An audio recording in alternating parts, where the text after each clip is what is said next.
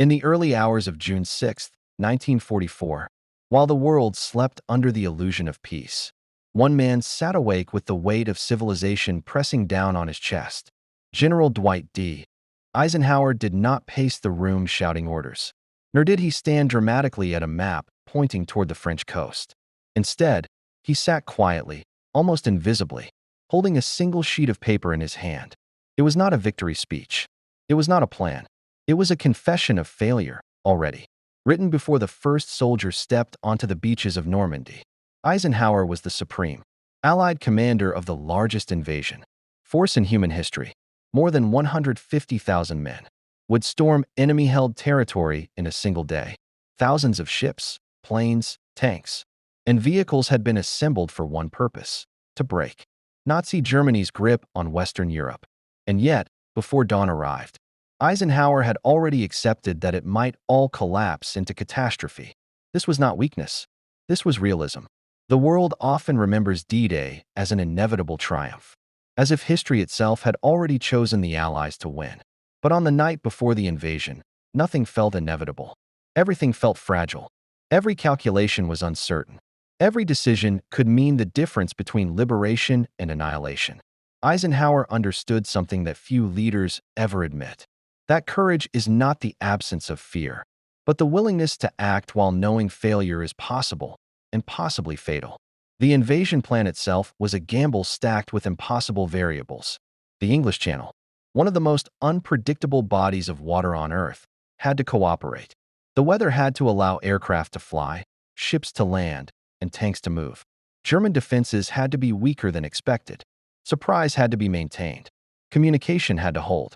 Men had to keep moving forward even when everything around them collapsed. If even one of those elements failed completely, the invasion could unravel within hours. Eisenhower knew the price of failure. He knew that if the beaches turned into slaughter zones without breakthroughs, the Allies would not get a second chance for months, perhaps longer. He knew that tens of thousands could die in a single day. He knew that Hitler would use a failed invasion as proof that Nazi Europe was untouchable. He knew that occupied nations would lose hope. He knew the war could be prolonged for years. And yet, he still ordered the invasion to go forward.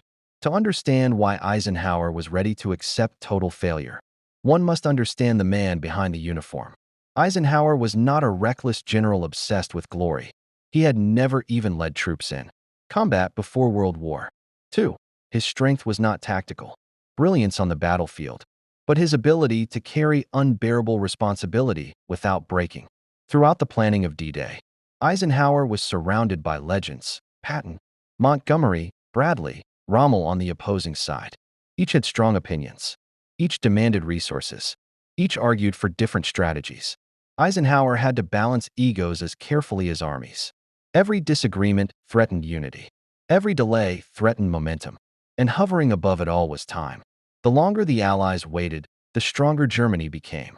The Atlantic Wall, Hitler's massive coastal defense system, was being reinforced daily. More mines, more concrete, more guns. Delay saved lives in preparation, but delay also cost lives and opportunity. Eisenhower knew there would never be a perfect moment, only a moment chosen in uncertainty. The weather became the final judge. Originally scheduled for June 5th, the invasion was nearly canceled due to violent storms in the Channel. Waves rose high enough to swamp landing craft. Clouds threatened to ground aircraft. Many commanders urged delay. Some argued for weeks. Eisenhower listened. He absorbed every warning. He understood every risk. Then, a brief weather window appeared, a narrow opening that might last just long enough. It was not reassuring. It was not safe. It was simply possible. At 4:15 a.m. on June 5th, Eisenhower made the decision that would define his life. He gave the order to proceed. The room went silent. Everyone understood what that meant. From that moment forward, events would move beyond control. Once the first ship sailed, there would be no stopping them, no recalling them, no rewriting the outcome. Eisenhower returned to his quarters and did something extraordinary. He wrote a short statement, to be released only if the invasion failed. The troops, the air, and the Navy did all that bravery and devotion to duty could do. If any blame or fault attaches to the attempt, it is mine alone. Those words were not for history. They were for his conscience. Eisenhower did not blame weather. He did not blame intelligence failures. He did not blame subordinates. He placed the full moral weight of disaster on himself before knowing whether disaster would even occur. This is why he was ready to accept total failure. Not because he expected it, but because he believed leadership demanded ownership of the worst possible outcome. As dawn broke over Normandy, the first waves hit the beaches. And immediately, the nightmare Eisenhower feared began to unfold. At Omaha Beach, the situation spiraled toward catastrophe. Landing craft were destroyed before ramps dropped. Men drowned under the weight of their gear. German machine guns tore through exposed troops. Units became fragmented. Officers were killed within minutes. Radio communication collapsed. For hours, no one knew if Omaha could be taken at all. From Eisenhower's headquarters, reports came in slowly and incompletely. He saw casualty numbers rise. He heard phrases like heavy resistance and severe losses. He knew that if Omaha failed entirely, the entire invasion could be compromised. And yet, he could do nothing. This helplessness was the final reason Eisenhower accepted failure before success. Once the decision was made, control vanished. Leadership became faith in men he would never see, fighting battles he could not influence in real time. While history would later celebrate victory, Eisenhower lived those hours prepared to be remembered as the man who ordered the greatest military disaster in history. He waited and waited. As the morning of June 6, 1944 stretched into its longest hours, time seemed to slow inside Eisenhower's headquarters. Maps lay spread across tables, dotted with colored pins that were supposed to move steadily inland. Instead, many of them remained frozen at the shoreline. For Eisenhower, every unmoving pin represented thousands of men trapped between the sea behind them and enemy fire ahead of them. The invasion was no longer an abstract operation. It was a living, bleeding reality unfolding minute by minute. Reports from the beaches were fragmented and delayed. Radios failed. Messengers arrived breathless, carrying incomplete information. One beach might be reported as advancing, another as stalled, another simply as uncertain. Eisenhower had prepared himself intellectually for chaos, but experiencing it was something else entirely. This was the price of command at the highest level. Knowing that decisions made months earlier were now killing or saving men, and being powerless to change it in the moment. Omaha Beach haunted him the most. Unlike Utah, where American forces encountered lighter resistance than expected, Omaha became a symbol of everything that could go wrong. German defenses there were stronger, better positioned, and largely intact. Bombardments that were meant to soften resistance had missed their targets. Tanks sank in rough waters before reaching shore. Infantry landed disorganized, pinned down by relentless fire. The beach began to fill with wounded men, destroyed equipment, and bodies that could not be moved. From Eisenhower's perspective, Omaha looked dangerously close to total failure. Several commanders suggested pulling back. The logic was understandable. Why continue sending men into what appeared to be a killing ground? Why not redirect resources to beaches where progress was already being made? In purely tactical terms, withdrawal could be justified. But Eisenhower understood the psychological cost of retreat. If the Allies pulled back from Omaha, it would not be seen as a strategic adjustment. It would be seen as weakness. German commanders would reinforce their positions. The Atlantic Wall would harden. The window of opportunity would close. The invasion would lose momentum not just militarily, but morally. More importantly, Eisenhower understood something deeply human. That men already fighting on the beach needed belief. If those soldiers sensed abandonment, if they felt the invasion was unraveling, the fragile will holding the operation together could snap. So Eisenhower did not order a retreat. Instead, he waited, and that waiting was an act of courage as profound as any battlefield decision. Waiting meant accepting that thousands more might die before success or failure became clear. Waiting meant resisting the urge to interfere without full information. Waiting meant trusting subordinates who were themselves operating in chaos. This trust was not blind. Eisenhower had chosen his commanders carefully.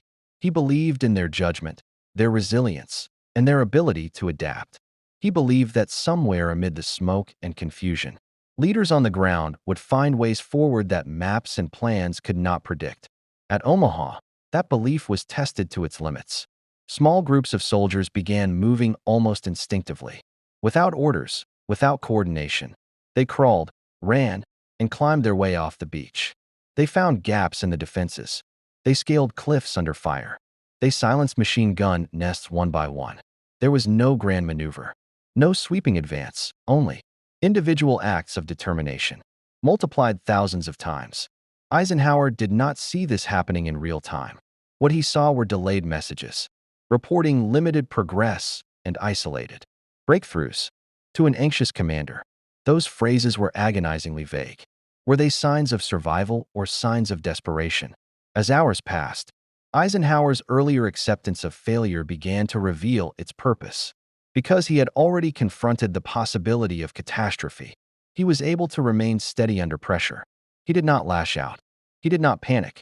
He did not issue reckless orders to ease his own anxiety. He understood that leadership during uncertainty was not about appearing confident, but about remaining composed. Meanwhile, the weight of global expectation pressed in from every direction. Leaders of occupied nations waited anxiously for news.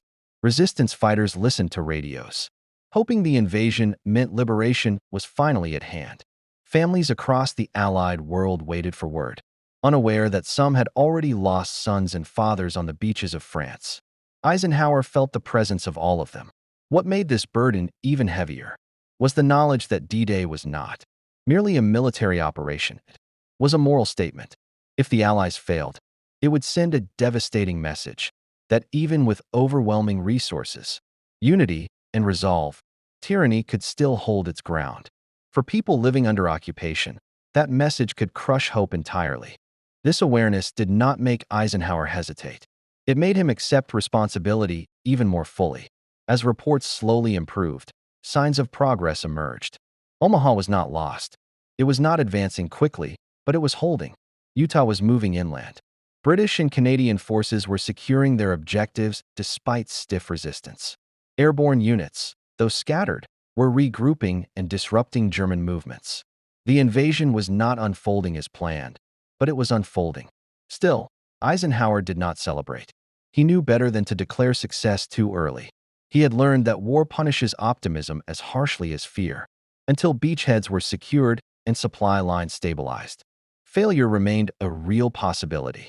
This mindset, holding success and failure in balance, was central to why Eisenhower had been ready to accept disaster. He did not confuse hope with certainty. He did not confuse belief with denial. He allowed space for doubt without letting doubt paralyze him. By the afternoon of D-Day, the shape of history began to tilt. German command confusion, delayed reinforcements, and Allied persistence combined to create opportunities that could not easily be reversed. What had seemed fragile in the morning began to feel stubborn by evening. Yet Eisenhower never forgot how close it had come. Even as victory slowly took form, he kept that handwritten note in mind, the one accepting full blame for failure.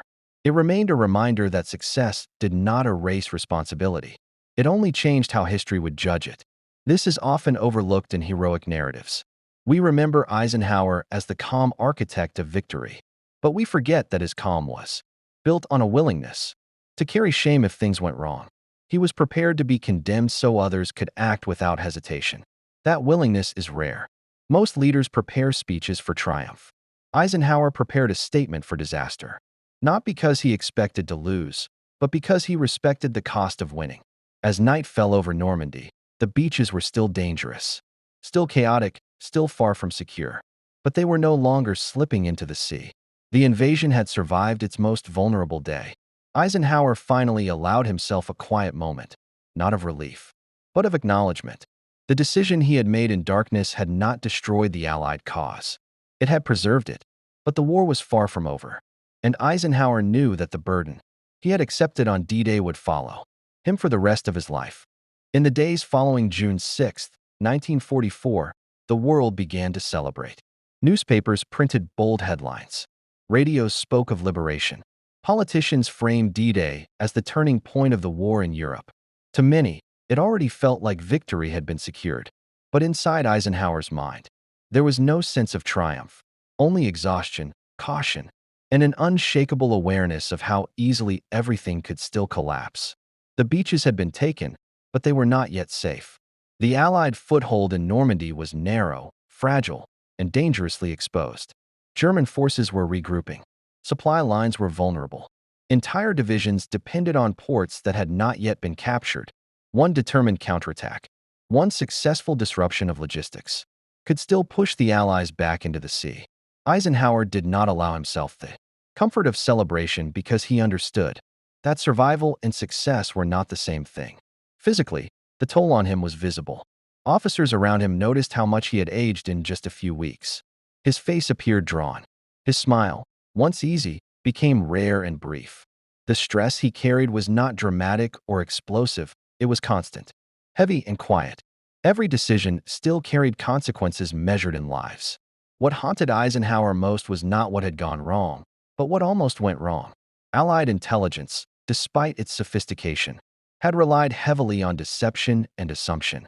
The success of Operation Fortitude, the elaborate plan to convince Germany that the invasion would come at Pas-de-Calais, had been crucial.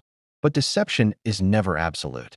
Eisenhower knew that if German commanders had reacted faster, if reinforcements had been deployed sooner, the story of D-Day could have ended very differently. Field Marshal Erwin Rommel had been absent on D-Day, but his defensive preparations had been extensive. German armored divisions were nearby. Their delayed response was not guaranteed, it was circumstantial. Eisenhower understood that victory had depended not only on Allied courage and planning, but also on moments of enemy hesitation. This realization deepened his belief that leaders must be ready to accept blame for outcomes shaped partly by chance. Unlike commanders who rewrote history to appear flawless, Eisenhower never claimed D-Day had been inevitable. In private conversations, he acknowledged mistakes. He acknowledged luck. He acknowledged the terrifying margin between success and disaster. This honesty was not weakness, it was integrity. For Eisenhower, responsibility was not about control. It was about accountability. That philosophy extended to how he viewed the men under his command.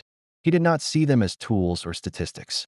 He saw them as individuals placed in impossible circumstances because of decisions he had approved. The thought that he might have sent men to their deaths unnecessarily was something he never fully escaped. This is why the note he wrote before D-Day mattered so deeply to him. It was not symbolic. It was personal. It was his way of saying that no victory could erase the moral weight of risking lives. As the Allied advance pushed inland, new challenges emerged. The hedgerows of Normandy turned progress into a brutal, grinding struggle. German resistance stiffened. Casualties continued to mount. The war did not suddenly become easier just because the beaches were secured. Eisenhower watched reports of ongoing losses with the same seriousness he had shown on June 6. Victory, to him, was not a single moment. It was a series of painful steps taken without surrendering humanity. Many historians later contrasted Eisenhower with more aggressive commanders, men who demanded speed, pressure, and relentless advance regardless of cost. Eisenhower understood the necessity of force, but he also understood restraint. He resisted the temptation to gamble recklessly once momentum shifted in his favor. This restraint was directly connected to why he had been prepared to accept failure on D-Day. Leaders who deny the possibility of failure often chase victory at any cost. Eisenhower, by acknowledging failure as possible, made choices that balanced ambition with responsibility. He knew that success achieved through recklessness could hollow out its own meaning. As Allied forces expanded the Normandy beachhead, Eisenhower faced new decisions that carried echoes of D-Day. Each offensive raised the same question: how much risk was acceptable? How many lives could be justified in pursuit of progress? These were not questions with clean answers, and Eisenhower did not pretend otherwise. The public rarely saw this side of him.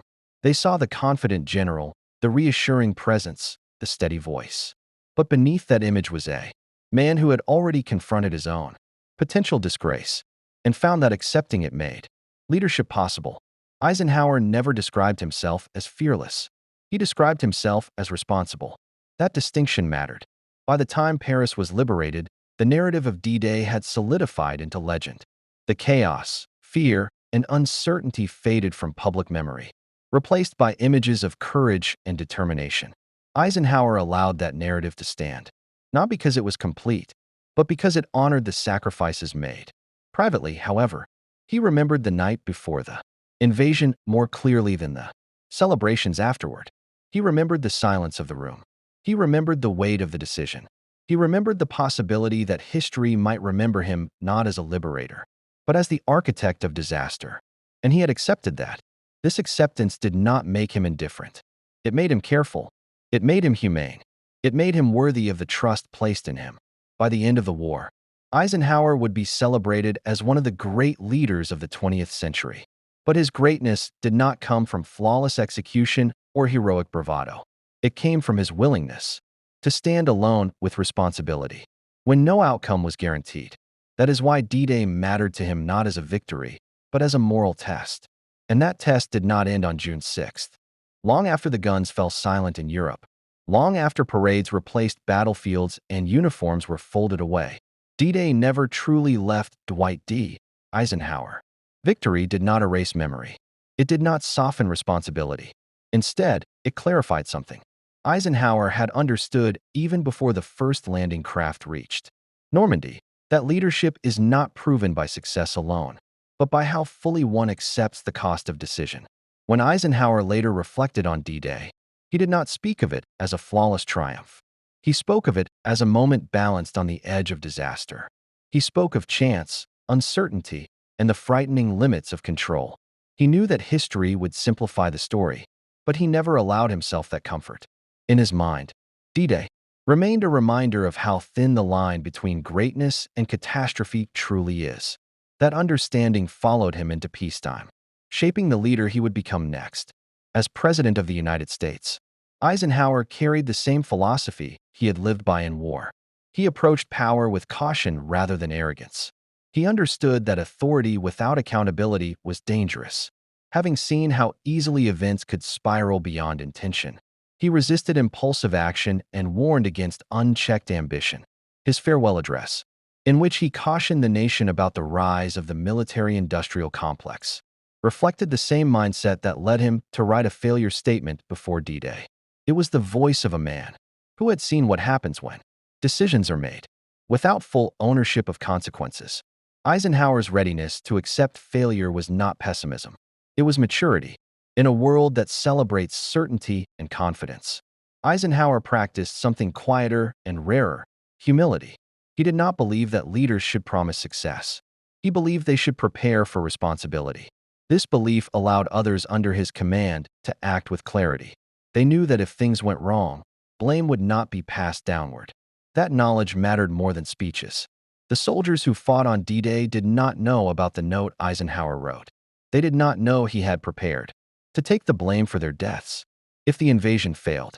But they felt the effect of his leadership in other ways, through trust, through unity of command, through the absence of panic at the top. Eisenhower understood that fear travels downward faster than orders. By confronting fear privately, he prevented it from infecting the ranks. This is perhaps the most important reason he was ready to accept total failure, because he knew that someone had to carry the weight so others could move forward, unburdened by doubt. History often remembers moments like D-Day as inevitable turning points. But Eisenhower knew that inevitability is an illusion created after the fact. In reality, D-Day was a fragile gamble undertaken by imperfect people in imperfect conditions. Its success did not come from certainty. It came from resolve in the face of uncertainty. That lesson extends far beyond Normandy. Eisenhower's story challenges a common misunderstanding about leadership. We are taught to admire boldness, confidence, and decisive action. But Eisenhower's example shows that true decisiveness does not come from believing failure is impossible. It comes from acting responsibly even when failure is fully imaginable. By writing that note, Eisenhower acknowledged something deeply human, that leadership involves moral risk. When leaders refuse to accept that risk, they often hide behind excuses, systems, or subordinates. Eisenhower chose the opposite path. He stood ready to be judged alone. That choice did not guarantee success, but it made success meaningful. The beaches of Normandy are quiet now. The sound of gunfire has been replaced by wind and waves. Crosses and stars mark where young men fell, many of whom never knew whether the invasion would succeed. Eisenhower visited those places later in life. And those visits were not victories revisited. They were acts of remembrance. For him, D-Day was never just a story of triumph. It was a reminder of obligation to the living and to the dead. When people ask why Eisenhower was ready to accept total failure on D-Day, the answer is not found in strategy manuals or battle maps. It is found in character. He accepted failure because he understood that leadership without accountability is hollow, because he knew that someone had to bear the weight of history before history could move forward. He accepted failure so others could have a chance at success. In the end, D-Day succeeded not because Eisenhower believed it could not fail, but because he believed that if it did, the responsibility would be his, and his alone. That is the quiet strength behind one of history's loudest moments. And that is why Eisenhower was ready.